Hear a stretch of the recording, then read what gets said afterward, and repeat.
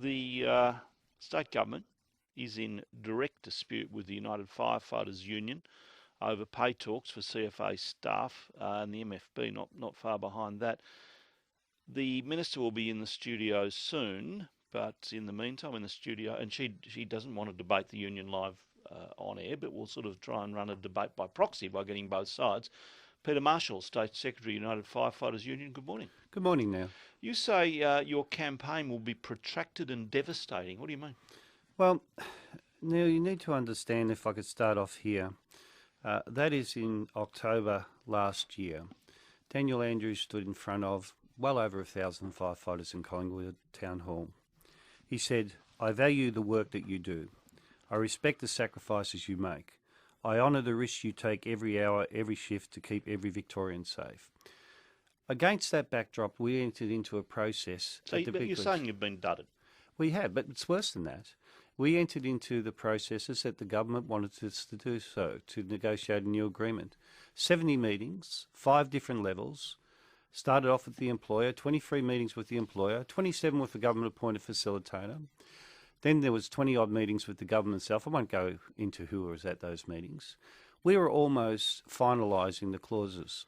And can I say, these clauses make the difference between whether a firefighter goes to work and come home safe. Okay, well, we're talking about the industrial relations argument around it. The public looks at the fire season coming, hears you say there will be a protracted and devastating campaign. What do you mean? Understand your question. Firefighters have never put the public at risk and won't do that. So what will you do? Well, Mr Andrews and his government will be made accountable for reneging on agreed clauses. How? We will expose, by way of evidence, the documentation that was agreed to and then ripped off the table at the last moment at an orchestrated stunt yesterday afternoon. So does that mean no industrial action? No, we'll be taking low-level bans such as not collecting revenue. Neil, you know firefighters, even if they could, they wouldn't put the community at risk. Their very existence is saving life and property. They won't do that. So the government says your claims are over the top. They say a graduate firefighter, 19 weeks training, if you got all this that you've asked for, would be getting $150,000 a year. Is that right? Well, I haven't done those figures, Neil, but can I say the government's thrown a lot of figures around yesterday, and they are very much a distraction from what the real issue is here. Well, let's deal with that money issue first. Can I just deal with the money issue? What is a firefighter paid? Well, it depends. It's around 80,000 to around 140,000, depending on the classification. But can I say this? 140, that'd be a very senior firefighter. Senior officer, yeah. Can I just say this, though? Money was agreed to by the state government and by the union to be dealt with last. Because what is more important to firefighters is the conditions of employment, the systems of work, safe number of firefighters. We had safety crewing agreed. That was removed from the negotiations yesterday after it was agreed matter. So the government's made your job more dangerous, you're saying? By removing those clauses, absolutely. Okay, you've heard from the United Firefighters Union. They are talking about a protracted and devastating campaign, but it will not affect the public, we're told. But having a dispute the firefighters this time of year is not a good thing. In the studio with me, Emergency Services Minister Jane Garrett. Good morning. Good morning, Neil. Obviously a dispute at such an important time is distracting, isn't it?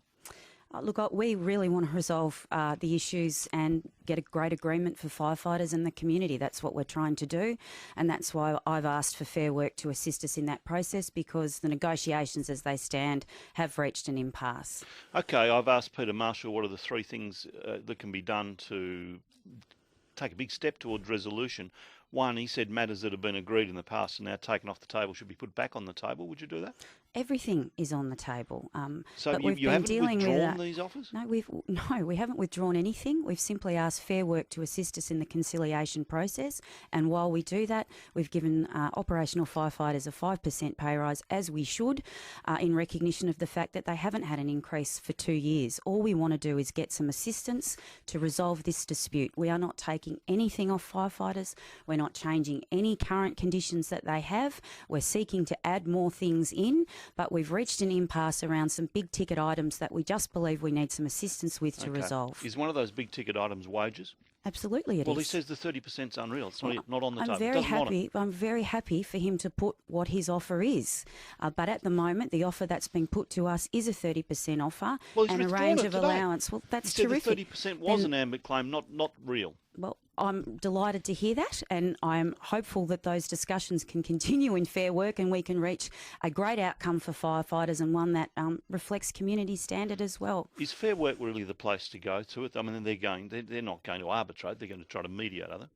Absolutely. We want to seek conciliation first. There has been 10 months of discussions. Obviously, those discussions aren't working and have reached an impasse. And so we are not taking things off the table. We've made some terrific strides forward. But we have got to the point where we are unable to take this further, I believe, in the current negotiation structure. I'm just seeking a bit of outside assistance to get this matter sorted. There are, how many people affected by this? How many firefighters? There's about 1,015 CFA firefighters, and so they will all get a 5% increase at the next practical pay period, which is November. But it does have implications for the MFB as well, doesn't it? Of course it does. The approach that's been taken is we were seeking to resolve the CFA agreement, then resolve the MFB agreement. We want to do both as quickly as we possibly can, which is why we're asking for Fair Work to continue help us in these negotiations. We have not yanked anything off the table. We just need some assistance externally to resolve these matters. Okay, I'll go back to the three things Peter Marshall said needed to be agreed. One is that all matters...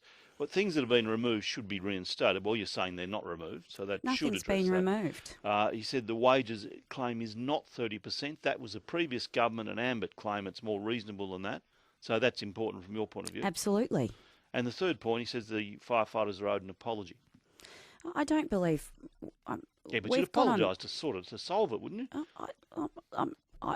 I don't mind apologising, but what I would like to say is that we do have a robust and a strong relationship with the Firefighters Union. We are delivering unprecedented resources and deserved resources to the fire services. We want to get a really good outcome, but at the moment, to be honest, the minute you say no to something, you're told you're betraying the entire state, and I just don't accept that as real or true, and I think it's offensive. I believe that we are trying to get a decent agreement, and we want to get there, and we're asking the union to help us do it.